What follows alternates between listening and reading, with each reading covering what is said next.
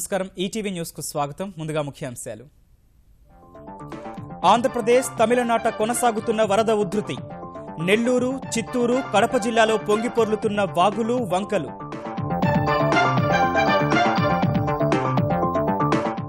వరద పరిస్థితిపై ముఖ్యమంత్రి చంద్రబాబు సమీక్ష. పంట నష్టాలు, సహాయ చర్యలపై ఆరా. త్వరితగతిన నివేదిక ఇవ్వాలని ఆదేశం. రేపు చంద్రబాబును కలవనున్న జనసేన అధ్యక్షుడు పవన్ కళ్యాణ్. కేంద్రం నుంచి సహకారం, రాజధానిపై చర్చించే అవకాశాలు.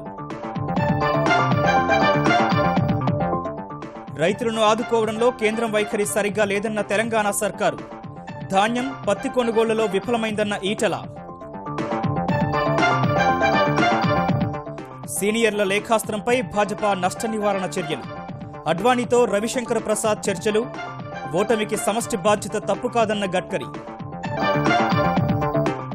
ఒకే ర్యాంకు, ఒకే పెన్షన్పై ఆగని మాజీ సైనికుల ఆందోళన. రాష్ట్రపతి భవన్ ముందు ప్రదర్శన. పూర్తి స్థాయిలో అమలు చేస్తామన్న ప్రధాని. దీపావళి వెలుగులతో కొత్త కాంతులీనుతున్న భారతావని. బాణాసంచా మోతతో మార్మోగుతున్న తెలుగు లోగిళ్లు.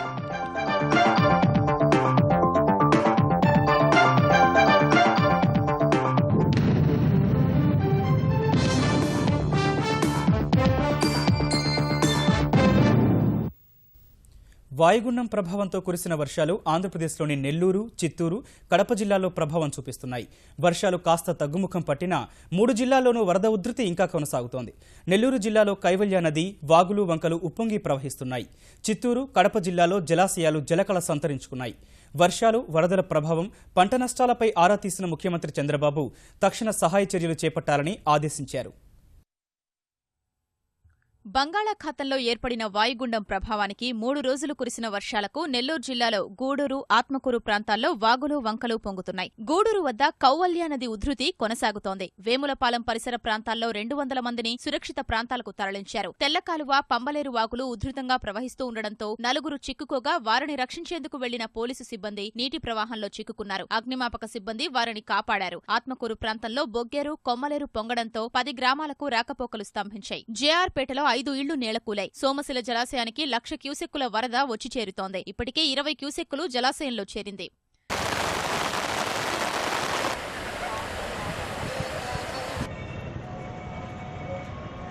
వర్షం కారణంగా చిత్తూరులోని గోకులం వీధిలో 2 ఇళ్లు నేలకూలాయి. ఎలాంటి ప్రాణనష్టం లేకపోయినా ఇంటిలోని సామాన్లు దెబ్బతిన్నాయి. భారీ వర్షాలకు కడప జిల్లా రాజంపేట ప్రాంతంలోని అన్నమయ్య జలాశయం 6 ఏళ్ల తరువాత నిండు కుండను తలపిస్తోంది. చిత్తూరు జిల్లా నుంచి వస్తున్న వరద నీరు తొలుత సుండుపల్లె ప్రాంతంలో ఫించా జలాశయానికి చేరుకోగా అక్కడ గేట్లు ఎత్తడంతో అన్నమయ్య ప్రాజెక్టుకు చేరింది. ప్రవాహం ఎక్కువగా ఉండడంతో దిగువ ప్రాంతాలకు వదిలారు. ఫలితంగా నందలూరు, రాజంపేట, పెనగలూరు ప్రాంతాల రైతులు హర్షం వ్యక్తం చేస్తున్నారు.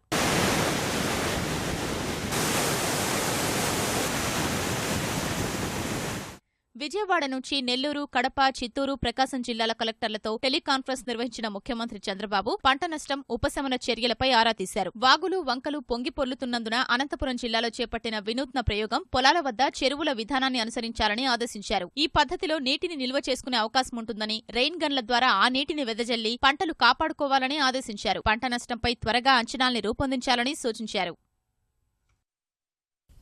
తమిళనాడును 3 రోజులు వణికించిన భారీ వర్షాలు తగ్గుముఖం పట్టాయి.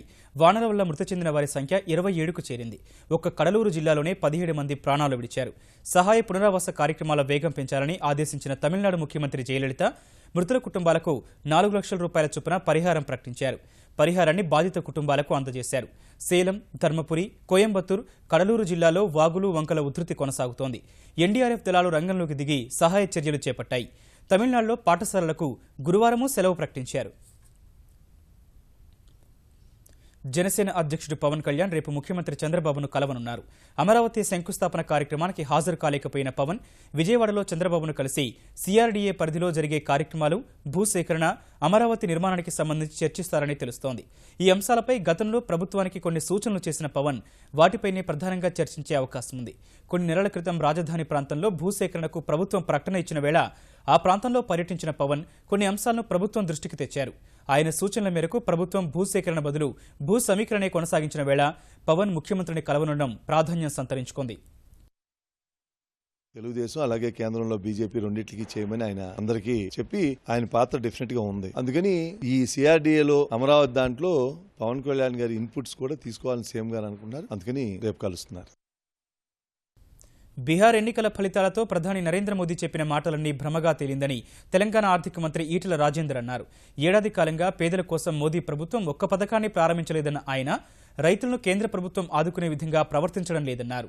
వరంగల్ ఉప ఎన్నికల్లో కాంగ్రెస్, తెలుగుదేశం, భారతీయ జనతా పార్టీలు తెరాస ప్రభుత్వం రైతులను పట్టించుకోవడం లేదంటూ అసత్య ప్రచారం చేస్తున్నాయని ఈటెల మండిపడ్డారు.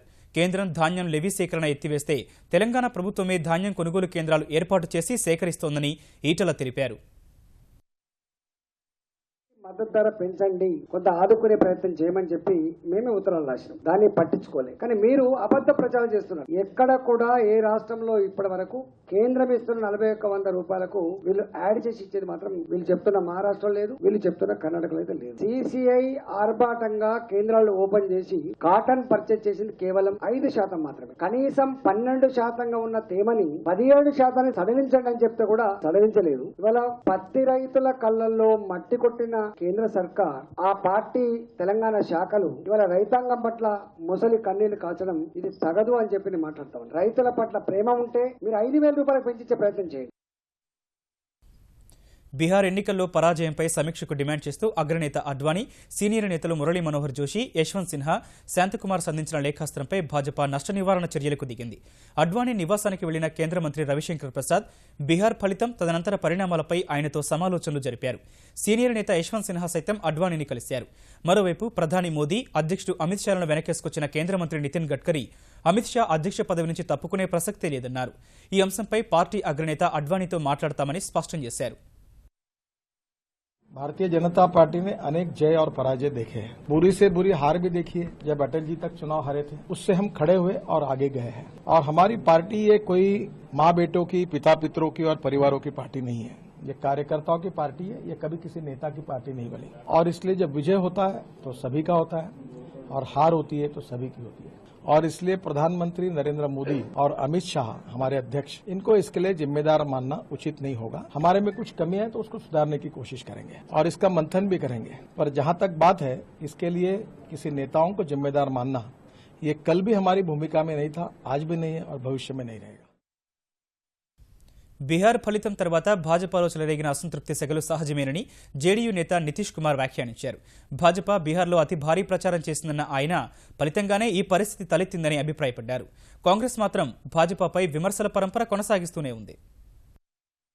This shows the confusion within the BJP. I think the BJP, if they're correct, taking a lesson from the humiliating defeat in Bihar, it will be good for the ruling party and also for the country.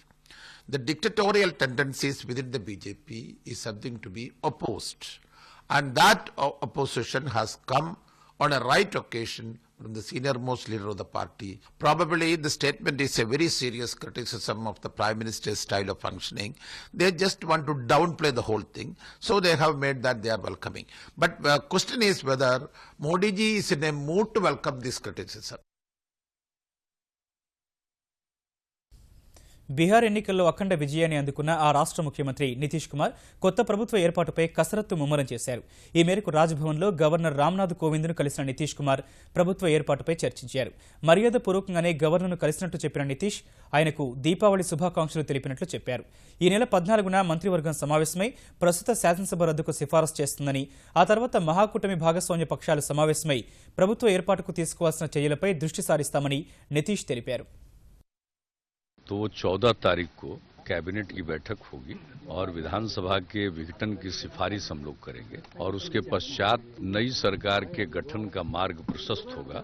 और 14 तारीख को ही afternoon में महागठबंधन के विधायक दल की बैठक होगी, सभी विधायकों की बैठक होगी और उसके बाद आगे सरकार बनाने के लिए दावा पेश किया जाएगा और तिथि का निर्धारण होगा कि कब नई सरकार गठित होगी. ఒకే ర్యాంకు ఒకే పెన్షన్ విధానాన్ని పూర్తి స్థాయిలో అమలు చేయాలని డిమాండ్ చేస్తూ ఢిల్లీలో మాజీ సైనిక ఉద్యోగులు చేపట్టిన ఆందోళన ఉద్రిక్తతకు దారితీసింది. మాజీ సైనిక ఉద్యోగులు జంతర్ మంతర్ నుంచి రాష్ట్రపతి భవన్ వరకు ర్యాలీ చేపట్టారు. అయితే మధ్యలోనే వారిని పోలీసులు అడ్డుకోగా ఇరు వర్గాల మధ్య కాసేపు తోపులాట జరిగింది. శాంతియుత మార్గంలో తాము ఆందోళన చేస్తుంటే కేంద్రం తమను అడ్డుకునే ప్రయత్నం చేస్తోందని మాజీ సైనికులు మండిపడ్డారు. ఒకే ర్యాంకు ఒకే పెన్షన్పై కేంద్రం ఇచ్చిన నోటిఫికేషన్ లోపభూయిష్టంగా ఉందని ఆరోపించిన వారు ఇచ్చిన హామీని పూర్తి స్థాయిలో నెరవేర్చుకుంటే ఆందోళన మరింత ఉధృతం చేస్తామని హెచ్చరించారు.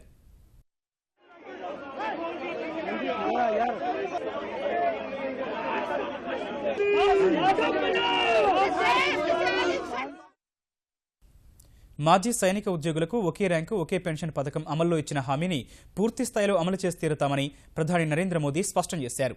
ప్రభుత్వం ఇటీవల ప్రకటించిన ఒకే ర్యాంకు ఒకే పెన్షన్ అమలు విధి విధానాలపై మాజీ సైనిక ఉద్యోగులు ఆందోళన కొనసాగిస్తున్న వేళ పంజాబ్, అమృత్సర్, ఫిరోజ్పూర్, బార్కీ శిబారులో సైనికులతో దీపావళి వేడుకలు చేసుకున్న ప్రధాని ఈ మేరకు ప్రకటన చేశారు.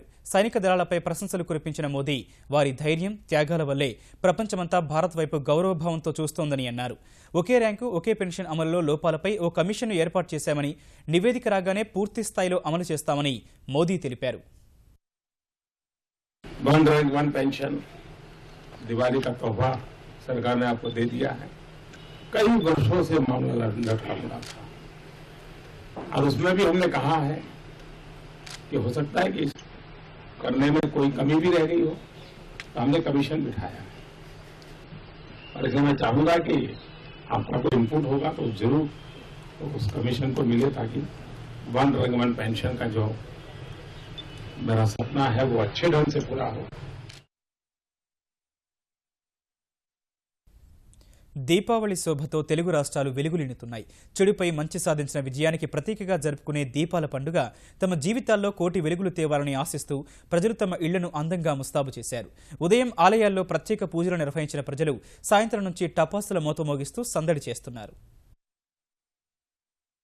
తెలుగు రాష్ట్రాల ప్రజలు ఉత్సాహంగా వెలుగుల పండుగ జరుపుకుంటున్నారు. ఉదయం ఆలయాలకు వెళ్లి ప్రత్యేక పూజలు నిర్వహించిన ప్రజలు మిఠాయిలు పంచుకున్నారు. సాయంత్రం కాగానే తమ ఇళ్లను దీపాలతో అందంగా అలంకరించారు. ఇంటిళ్లపాది బాణసంచా కాల్చుతూ ఆనందంగా వేడుకలను జరుపుకుంటున్నారు.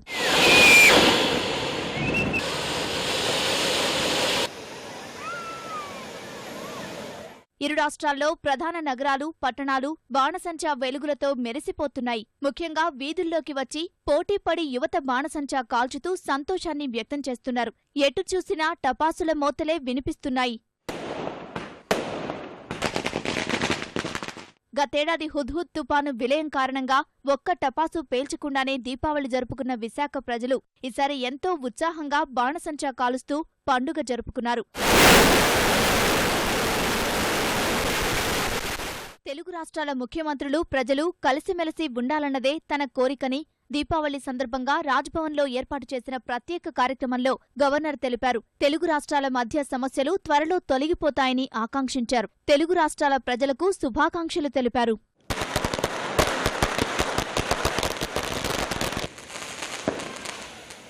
భారీ వర్షాలు తీవ్ర ప్రభావం చూపిన కొన్ని ప్రాంతాల్లో మాత్రం దీపావళి సందడి పెద్దగా కనిపించడం లేదు. ఆదిలాబాద్ జిల్లాలోని గిరిజనులు సాంప్రదాయ నృత్యాలు, విభిన్న వేషాలతో దీపావళిని జరుపుకుంటున్నారు. ఆదిలాబాద్ జిల్లాలో గుస్సాడి వేషధారణలు, దండారి నృత్యాలతో దీపావళికి కొత్త కళ తెచ్చారు. తెలంగాణ అటవీ శాఖ మంత్రి జోగు రామన్న కూడా ఆదివాసీలతో వేడుకల్లో ఉత్సాహంగా పాల్గొన్నారు. ఎమ్మెల్యే రాథోడ్ బాపురావు ఇంట్లో జరిగిన కార్యక్రమంలో నృత్యం చేశారు.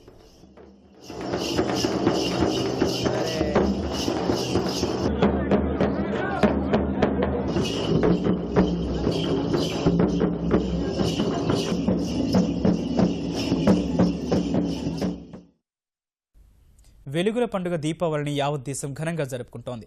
లక్ష్మీ కటాక్షం కోసం ఉదయం నుంచి ప్రత్యేక పూజలు చేసిన ప్రజలు ఆత్మీయులకు శుభాకాంక్షలు చెప్పి మిఠాయిలు తినిపించుకున్నారు. సంధ్యవేళ టపాసుల మూత మోగిస్తున్నారు. ఇంటింటా వెలుగులు నింపే ప్రమిదలు ఓవైపు, నిర్మల ఆకాశాన్ని రంగురంగులమయం చేసే తారాజువ్వలు మరోవైపు పండుగ శోభను మరింత పెంచాయి. వెలుగుల పండుగను పురస్కరించుకుని రాష్ట్రపతి ప్రణబ్, ఉపరాష్ట్రపతి హమీద్ అన్సారీ, ప్రధాని మోదీ శుభాకాంక్షలు తెలిపారు. పంజాబ్ అమృత్సర్లోని రణియాన్ సరిహద్దు ప్రాంతం వద్ద బీఎస్ఎఫ్ జవాన్లు దీపావళి సంబరాలు జరుపుకున్నారు. సరిహద్దు కంచెను కొవ్వొత్తులతో అలంకరించి టపాసులు కాల్చారు.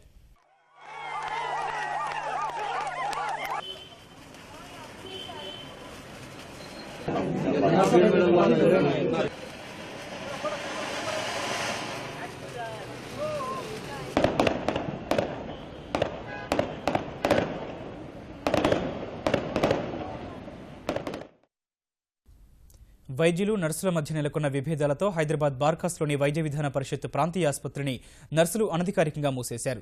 సూపరింటెండెంట్ సెలవులో వెళ్లగా ఆసుపత్రికి దీపావళి సెలవిచ్చారని హెడ్ నర్స్ ఆసుపత్రికి తాళం వేశారు. వివిధ ప్రాంతాల నుంచి వచ్చిన రోగులు తాళం చూసి తీవ్ర ఇబ్బందులు పడ్డారు. హైదరాబాద్ జిల్లా ఆసుపత్రుల సమన్వయ అధికారి శివప్రసాద్ మాత్రం సెలవు ఇవ్వలేదని స్పష్టం చేశారు.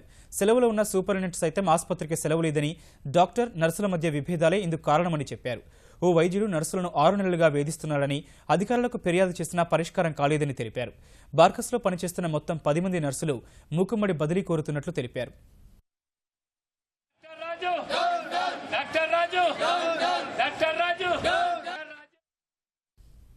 వాయుగుండం ప్రభావానికి కురిసిన భారీ వర్షాలకు తిరుమలలోని జలాశయాలు నిండినందున భక్తులకు అవసరమైన తాగునీటి కోసం వెచ్చిస్తున్న ఖర్చు తగ్గనుందని తిరుమల తిరుపతి దేవస్థానం పాలక మండలి చైర్మన్ చదలవాడ కృష్ణమూర్తి చెప్పారు. భారీ వర్షాలకు నిండుకుండలను తలపిస్తున్న గోగర్భం, ఆకాశగంగా, పాపనాశనం జలాశయాలు, తిరుపతిలోని కళ్యాణి డ్యాంను పరిశీలించిన ఆయన వచ్చే 3 ఏళ్ల కాలంలో తిరుమలకు త్రాగునీటి సమస్య ఉండదన్నారు. వరుణుడి కరుణ వల్ల త్రాగునీటి సమస్య పూర్తిగా తీరిందని, భక్తుల అవసరాలకు అనుగుణంగా చర్యలు చేపడతామని చెప్పారు.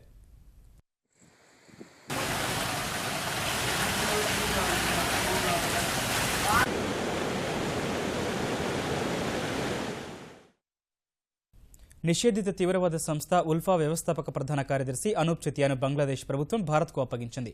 హత్యలు, అక్రమ రవాణా, అనేక నేరాలతో సంబంధం ఉన్న చెతియాను దేశానికి రప్పించేందుకు దాదాపు 2 దశాబ్దాలుగా భారత్ అనేక ప్రయత్నాలు చేసింది.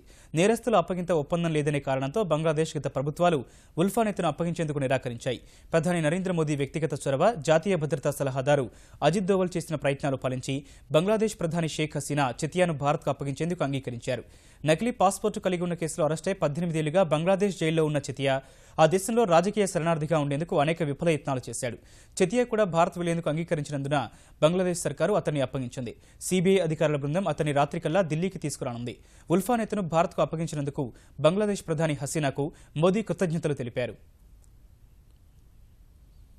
కేంద్ర మాజీ మంత్రి శశి థరూర్ భార్య సునంద పుష్కర్ అనుమానాస్పద మృతి కేసు దర్యాప్తు మరో మలుపు తిరిగింది. సునంద మృతికి రేడియో ధార్మిక పదార్థమే కారణమని ఇప్పటివరకు ఢిల్లీ పోలీసులు భావిస్తుండగా అది వాస్తవం కాదని ఈ కేసు దర్యాప్తులో సహకరిస్తున్న అమెరికా దర్యాప్తు సంస్థ FBI ఢిల్లీ పోలీసులకు అందించిన నివేదికలో స్పష్టం చేశారు. సునంద మృతదేహానికి పోస్టుమార్టం నిర్వహించిన ఎయిమ్స్ వైద్యులు సునందకు విష ప్రయోగం జరిగిందని పేర్కొన్నా ఆ పదార్థం పేరు వెల్లడించలేదు. దర్యాప్తు నివేదికల ఆధారంగా ఆమె మరణానికి రేడియో ధార్మిక పదార్థం పోలోనియమే కారణమని ప్రాథమిక నిర్ధారణకు వచ్చిన ఢిల్లీ పోలీసులు ఇప్పుడు భిన్నమైన నివేదిక వచ్చినందున ఆ కోణంలో దర్యాప్తునకు సిద్ధమవుతున్నారు. ఐపీఎల్లో కోల్కతా నైట్ రైడర్స్ జట్టు వాటాల అమ్మకంలో అవకతవకలకు సంబంధించిన కేసులో ఆ జట్టు యజమాని బాలీవుడ్ నటుడు షారూఖ్ ఖాన్ను ఎన్ఫోర్స్మెంట్ విభాగం మరోసారి ప్రశ్నించింది. షారూఖ్ ఇచ్చిన వివరణను నమోదు చేసుకుంది. 2008లో షారూఖ్, జూహీ చావ్లా, ఆమె భర్త జై మెహతాకు చెందిన రెడ్ చిల్లీస్ అనే సంస్థకు KRSPLలో వాటాలు ఉండేవి. ఈ వాటాల్లో కొన్నింటిని జూహీ చావ్లా భర్త జై మెహతాకు చెందిన మారిషస్ సంస్థ సీ ఐలాండ్ ఇన్వెస్ట్మెంట్స్కు ఒక్కోటి 70 నుంచి 80 రూపాయలకు అమ్మాల్సి ఉండగా కేవలం 10 రూపాయలకే విక్రయించింది. విదేశీ సంస్థలకు సెబీ నిర్ణయించిన ధర కంటే తక్కువకు వాటాలు అమ్మడంపై ఎన్ఫోర్స్మెంట్ దర్యాప్తు చేస్తోంది. ఈ వాటాల బదిలీకి షారూఖ్ సహకరించారనే ఆరోపణలపై 2011లోనే షారూఖ్ను ప్రశ్నించిన ఈడీ ఇప్పుడు మరోసారి వివరణను నమోదు చేసింది. ఈ వ్యవహారంలో 100 కోట్లు చేతులు మారినట్టు ఈడీ ఆరోపిస్తోంది. విదేశీ ప్రత్యక్ష పెట్టుబడుల నిబంధనల సరళీకరణ ఇచ్చిన ఉత్సాహంతో సరికొత్త ట్రేడింగ్ ఏడాది సంవత్ 2072కి స్టాక్ మార్కెట్లు లాభాలతో స్వాగతం పలికాయి. సంవత్ 2071ని 378 పాయింట్ల నష్టంతో ముగించిన సెన్సెక్స్ దీపావళిని పురస్కరించుకుని నిర్వహించిన ముహూర్త ట్రేడింగ్లో 124 పాయింట్లు ఎగబాకింది. పండుగ వేళ గంట మాత్రమే నిర్వహించే ఈ లావాదేవీలను నటి ఇషా కొప్పికర్, BSE CEO ఆశీష్ చౌహాన్తో కలిసి ప్రారంభించారు. తొలి 15 నిమిషాల్లోనే 202 పాయింట్లు ఎగబాకిన సూచి 25,945 పాయింట్ల గరిష్ట స్థాయిని తాకింది. తర్వాత కాస్త నెమ్మదించిన సూచి 25,853 పాయింట్ల కనిష్ట స్థాయికి పతనమై చివరకు 25,867 వద్ద స్థిరపడింది. జాతీయ స్టాక్ ఎక్స్చేంజ్ సూచి నిఫ్టీ 42 పాయింట్లు ఎగబాకి 7,825 వద్ద ముగిసింది. ముఖ్యాంశాలు మరోసారి చూద్దాం. ఆంధ్రప్రదేశ్, తమిళనాట కొనసాగుతున్న వరద ఉధృతి. నెల్లూరు, చిత్తూరు, కడప జిల్లాలో పొంగిపొర్లుతున్న వాగులు, వంకలు.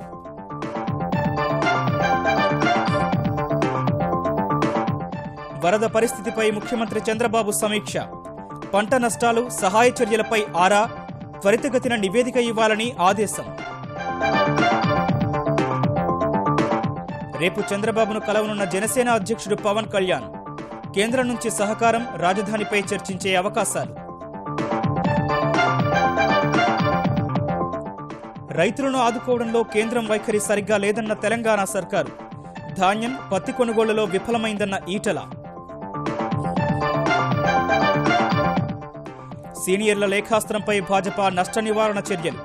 అడ్వాణీతో రవిశంకర్ ప్రసాద్ చర్చలు.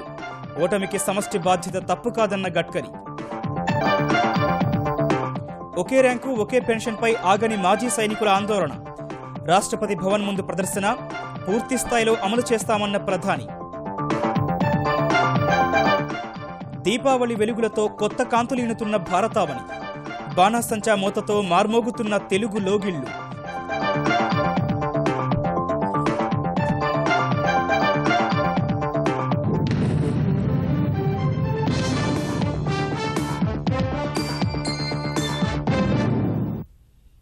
ఈటీవీ న్యూస్ సమాప్తం. నమస్కారం.